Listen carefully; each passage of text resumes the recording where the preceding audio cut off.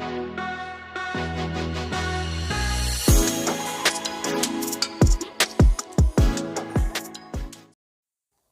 दोस्तों, स्वागत है एक बार फिर से हमारे S for study teach YouTube channel पर, जो लेकर आए आपके लिए इस बार जीके और जीएस के कुछ महत्वपूर्ण प्रश्न जो आपके एसएससी जीडी कांस्टेबल के एग्जाम में पूछे गए हैं और आगे भी पूछे जाने वाले हैं। यही नहीं कि इसी एग्जाम में ऑल अदर ऑनलाइन एग्जाम में भी पूछे जाते हैं और आगे भी पूछे गए हैं। तो आइए स्टार्ट करते हैं। वीडियो शुरू करने से पहले हमारे चैनल को सब्सक्राइब करें, लाइक करें, शेयर करें, कमेंट करें और साथ ही साथ घंटी दबाना ना भूलें, जिससे हमारे वीडियो की नोटिफिकेशन सबसे पहले आपको मिलती रहे। और वीडियो को पूरा देखें, बिल्कुल भी स्किप ना करें, जिससे आपको पूरी जानकारी मिलेगी। इस वीडियो में अब आपके लिए 50 महत्वपूर्ण प्रश्न लेकर आए हैं जो आपके एसएससी जीडी कांस्टेबल के एग्जाम में आने वाले हैं। स्टार्ट करते हैं। प्रश्न नंबर 1, भारत का क्षेत्रफल कितना है? कितना है दोस्तों? तो इसका सही आंसर है दोस्तों 32,87,263 वर्ग किलोमीटर। अगला प्रश्न, भारत का क्षेत्रफल संपूर्ण विश्व के क्षेत्रफल का कितना % है? यानी कि भारत का क्षेत्रफल पूरी दुनिया के क्षेत्रफल का कितना % है? तो इसका सही आंसर है दोस्तों 2.42%। अगला प्रश्न, जनसंख्या की दृष्टि से भारत का विश्व में कौन सा स्थान है? यानी कि जनसंख्या की दृष्टि में भारत का कौन सा स्थान है? तो इसका सही आंसर है दोस्तों दूसरा स्थान है। अगला प्रश्न, भारत का उत्तर से दक्षिण तक विस्तार कितना किलोमीटर है? यानी कि भारत का उत्तर से लेकर दक्षिण तक का विस्तार कितना है दोस्तों? तो इसका सही आंसर है दोस्तों 3214 किलोमीटर, यानी कि 3214 किलोमीटर।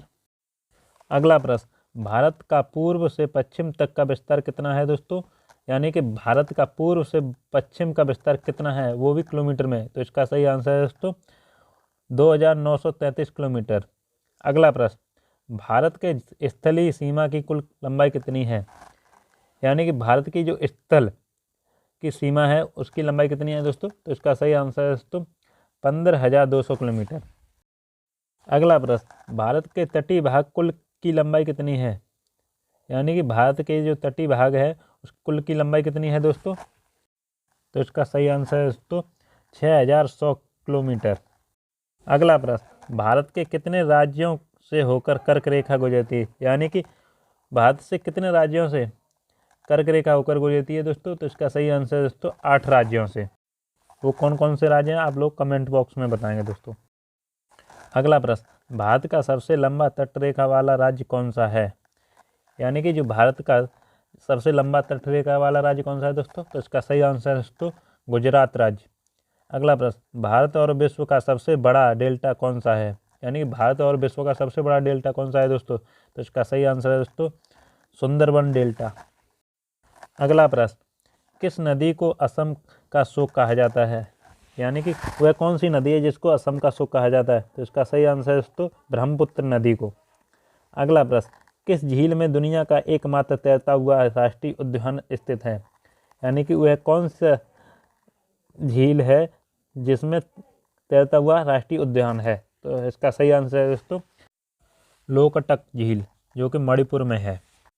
अगला प्रश्न, उत्तराखंड के किस भाग में पाताल तोड़ कुएं पाए जाते हैं? यानी कि उत्तराखंड में वो कौन सा भाग है जिसमें पाताल तोड़ कुएं पाए जाते हैं? तो इसका सही आंसर है दोस्तों तराई में। अगला प्रश्न, दुनिया की सबसे प्राचीन पर्वत श्रेणी अरावली पर्वत श्रेणी किस राज्य में स्थित है? यानी कि दुनिया की सबसे प्राचीन पर्वत श्रेणी अरावली जो कि किस राज्य में स्थित है? तो इसका सही आंसर है दोस्तों राजस्थान राज्य में। अगला प्रश्न, भारत की सबसे लंबी नदी कौन सी है जो समुद्र में प्रभावित नहीं होती? यानी कि भारत की वह सबसे लंबी नदी कौन सी है जो समुद्र से प्रभावित नहीं होती? तो इसका सही आंसर है दोस्तों यमुना नदी। अगला प्रश्न, प्रायद्वीपीय भारत की एकमात्र 12मासी बहने वाली नदी कौन सी है? यानी कि भारत की एकमात्र वह कौन सी नदी है जो 12 महीने बहती है? तो इसका सही आंसर है दोस्तों कावेरी नदी। अगला प्रश्न, उत्तराखंड राज्य की सबसे ऊंची पर्वत चोटी कौन सी है? यानी कि उत्तराखंड राज्य की सबसे ऊंची पर्वत चोटी कौन सी है दोस्तों? तो इसका सही आंसर है दोस्तों नंदा देवी। अगला प्रश्न, भारत की सबसे ऊंची पर्वत चोटी का क्या नाम है? यानी कि भारत की सबसे ऊंची चोटी पर्वत का क्या नाम है दोस्तों? तो इसका सही आंसर है दोस्तों K2, जो कि गॉडविन ऑस्टिन, जो कि 8,611 मीटर की है। अगला प्रश्न, हिमालय की सबसे ऊंची पर्वत श्रेणी का क्या नाम है? यानी हिमालय की सबसे ऊंची पर्वत श्रेणी का क्या नाम है दोस्तों? तो इसका सही आंसर है दोस्तों हिमाद्री, यानी कि बेहद हिमालय। अगला प्रश्न, भारत का सबसे बड़ा जिला कौन सा है? यानी कि भारत का सबसे बड़ा जिला कौन सा है दोस्तों? तो इसका सही आंसर है दोस्तों कच्छ, जो कच्छ गुजरात, यानी जो 45.652 वर्ग किलोमीटर का है। अगला प्रश्न, भारत का सबसे छोटा जिला कौन सा है? यानी कि भारत का सबसे छोटा जिला कौन सा है दोस्तों? तो इसका सही आंसर है दोस्तों माहे, जो पंडिचेरी, जो 9 वर्ग किलोमीटर का है। अगला प्रश्न, भारत का सर्वाधिक नगरीकृत राज्य कौन सा है? भारत का सर्वाधिक नगरीकृत राज्य कौन सा है दोस्तों? तो इसका सही आंसर है दोस्तों गोवा। अगला प्रश्न, सबसे कम नगरीकृत भारतीय राज्य कौन सा है? यानी कि सबसे कम नगरीकृत राज्य कौन सा है दोस्तों? तो इसका सही आंसर है दोस्तों हिमाचल प्रदेश। अगला प्रश्न, भारत का सर्वाधिक वन वाला राज्य कौन सा है? यानी कि भारत का सर्वाधिक जिसमें वन ज़्यादा पाए जाते हैं वह राज्य कौन सा है दोस्तों? तो इसका सही आंसर है दोस्तों मध्य प्रदेश। अगला प्रश्न, भारत का सबसे न्यूनतम वन वाला राज्य कौन सा है? यानी कि वह राज्य कौन सा है जिसमें बहुत कम वन पाए जाते हो? तो इसका सही आंसर है हरियाणा राज्य। अगला प्रश्न, किस नदी को दक्षिण भारत की गंगा कहा जाता है? यानी वह कौन सी नदी है जिसे दक्षिण भारत की गंगा कहा जाता है? तो इसका सही आंसर है दोस्तों कावेरी नदी को। अगला प्रश्न, विश्व की सबसे बड़ी नदी द्वीप कौन सी है? यानी कि विश्व की सबसे बड़ी नदी कौन सी है दोस्तों? तो इसका सही आंसर है दोस्तों मांजुली द्वीप, जो कि असम में है। अगला प्रश्न, भारतीय मानक समय यानी IST ग्रीनविच समय से आगे कितने आगे है? यानी भारतीय मानक समय जो ग्रीनविच समय से कितना आगे है दोस्तों? तो इसका सही आंसर है दोस्तों, तो इसका सही आंसर है +5 घंटा 30 मिनट। आदम का पुल भारत और किस देश के मध्य स्थित है? यानी कि जो मनुष्यों द्वारा बनाया गया पुल भारत और वह कौन सा देश है जिसके बीच में है? तो इसका सही आंसर है दोस्तों श्रीलंका। अगला प्रश्न, भारत तथा चीन के बीच सीमा रेखा को क्या कहते हैं? यानी भारत और चीन के देश के बीच की सीमा को क्या कहते हैं दोस्तों? तो इसका सही आंसर है दोस्तों मैकमोहन रेखा। अगला प्रश्न, किस समझौते के तहत भारत और चीन के बीच स्थित मैकमोहन रेखा को निर्धारित की गई है? यानी कि किस समझौते के तहत भारत और चीन के बीच जो मैकमोहन रेखा जो खींची गई थी किस पर निर्धारित है? तो इसका सही आंसर दोस्तों शिमला समझौता, जो कि 1914 में हुआ था। अगला प्रश्न, भारत की सबसे लंबी अंतर्राष्ट्रीय सीमा स्थित किस देश के साथ लगती है? यानी कि भारत की सबसे लंबी अंतर्राष्ट्रीय सीमा कौन से देश के साथ लगती है दोस्तों? तो इसका सही आंसर है दोस्तों बांग्लादेश के साथ लगती है।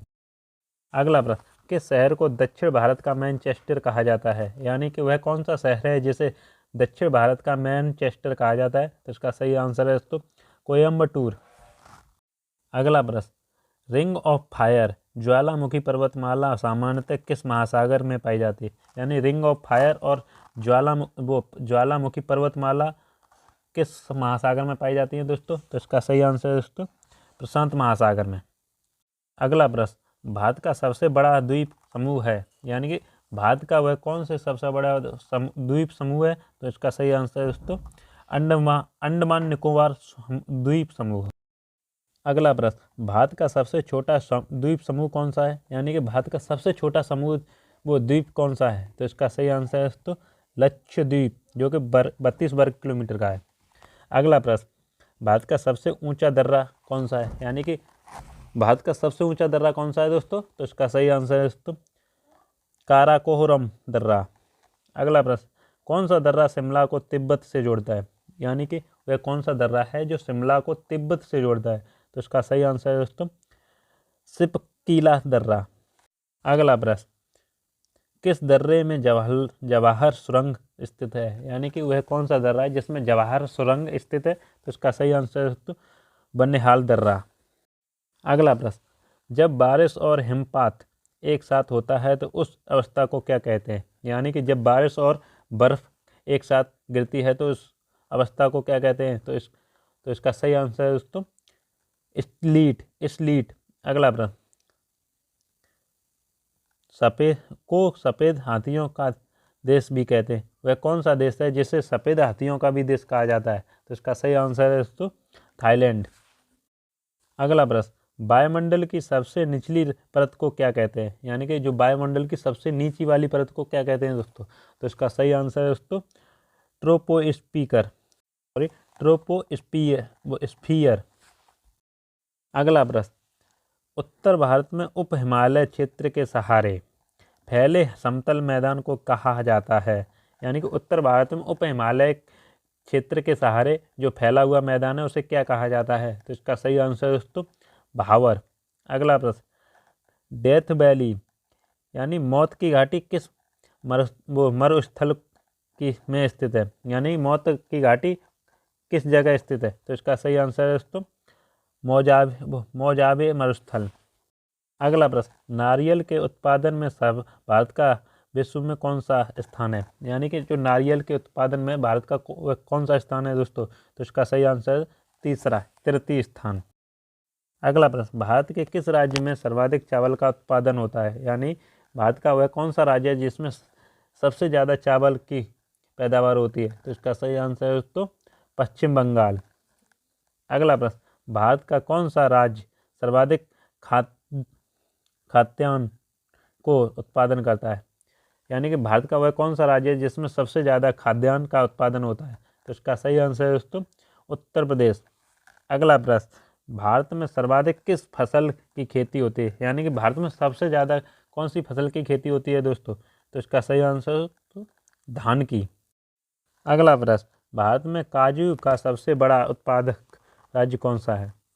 यानी कि भारत में काजू सबसे ज़्यादा कौन से राज्य में पाए जाते हैं? तो इसका सही आंसर है दोस्तों महाराष्ट्र में।